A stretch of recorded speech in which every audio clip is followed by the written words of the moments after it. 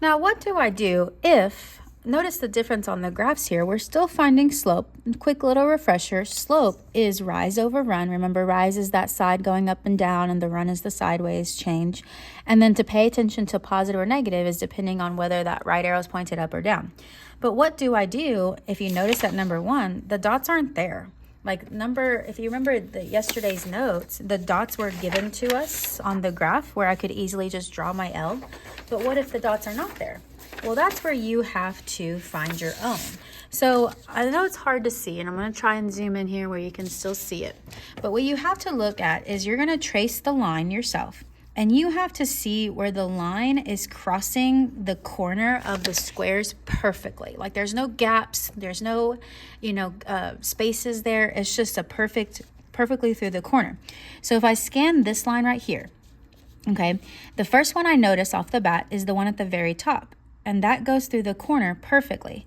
And when I scan it, I notice this point right here, and it looks like it could be 1, but it misses, it goes through the side of the square, not the corner. It misses that corner there, so I'm not going to count that one. But if I continue to look, I notice that it crosses here perfectly. Again, here's another near miss because it's not quite through the corner. And then it's this one again right here. Again, another near miss. It looks like there's a gap. And then lastly, at the very bottom is where I noticed the last one. Now, do I technically need all 4 of those? No. You only need to be able to find 2 of them because those 2 are all you need to find your triangle, your L. So I can pick any of these 2 because no matter what, we should still get the simplified answer together. But let's say I'd use these 2 dots right here. Remember from yesterday, we're going to draw our L, put your pencil on the highest dot, draw a straight line going down and stop. We're going to count the sides of the triangle, 1, 2, 3, 4, 5, and this is 1, 2. Remember from yesterday, rise over run. Since the rise is 5 and the run is 2, it's 5 over 2. But we use our calculator to make sure that it doesn't simplify past 5 over 2, and it doesn't. But don't forget the direction of the line. Since the right arrow is pointed down, that makes it negative 5 over 2 is my final answer. Ring a bell? Let's do that again. So I'm going to look at number 2, and I apologize if you didn't see any of that. I just realized I was zoomed out. Okay, so number 2, again, I'm looking at the graph, and I have to find my own dots. If I scan it from the line itself, if I try to look for good dots, I notice one in the very left corner, and then I notice a few of these are so close, but they're a near miss until I get to this dot.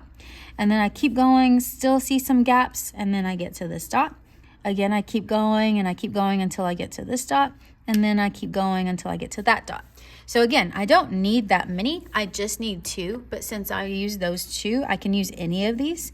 So I'm going to draw my L from this corner, or this dot to this dot. When I count my sides, 1, 2, 3, 4, 5, 6, 1, 2, 3, 4, 5, 6, 7, 8. Again, the rise is 6 here, and the run is 8. Again, always check in your calculator to see if it simplifies because this one does simplify to 3/4. And I would get the same answer no matter which 2 dots I used, or I should get the same answer. Now, which way is the right arrow pointed? It's pointed upward, so that makes it positive 3/4 as my final answer, okay? And we just continue that process. Number 3, again, you scan the line to find your own points. So this one has a lot. So we have one here, we have one here, here, and you start to see a pattern. You know you're kind of on the right track if you notice that it's the equal amount of spacing between the points. If you notice a large gap, then that means we might have missed one. But this one has equal spacing. Again, it doesn't matter which 2 dots I use. So let's say I use these 2. And then I count the sides, 1, 2, 3, 4, 5, 6. 1, 2, 3. The rise is 6, so it's 6 over 3. Again, always check in your calculator to see if it simplifies. 6 over 3 actually simplifies to 2. And then the right arrow is pointed up, so that makes it positive 2. Now, do you remember the shortcut for number 4? I don't really need to find points because if you remember, if the line is going up and down, that's the term for undefined. Number 5, again, if I scan the line, this one has a ton of dots. I mean, every single corner is a dot. Now, all I need to do is find 2 though, so I kind of overdid it. But when I count my sides, I get 3 over 3. And 3 over 3, when I type it in my calculator, is 1. And since the right arrow is pointed up, it's positive 1. Number 6, this one's just like the last one. Every single point is a dot. And then when I go draw my L, I count 3 over 3 again, or 4 over 4, or 1 over 1, but they all simplify to 1 again. But what's the difference? This one has the right arrow pointing downward, so that makes it -1. And then it continues. So I'm just going to briefly go through these. You can welcome to stop the video if you're done. But number 7, again, you look for your own dots. So I got to look here. Good. Here, here. And again, I only need 2. So let's say I draw those 2. 1, 2. 1, 2, 3, 4, 5, 6. My rise is 2. My run is 6. And when I type that in my calculator, it simplifies to 1 over 3. The right arrow is pointed up, so that's +1/3. Number 8. Again, I want to look, be careful because this one has a gap, this one doesn't. Gap, gap, this one doesn't. Gap, gap, this one doesn't. Always be mindful of the gaps. If you're not 100% sure it's a good point, don't use it. Find a better one. So this one's 2 and 3. When I type in 2 over 3 in my calculator, it equals 2 over 3. And we want to leave it a fraction, by the way.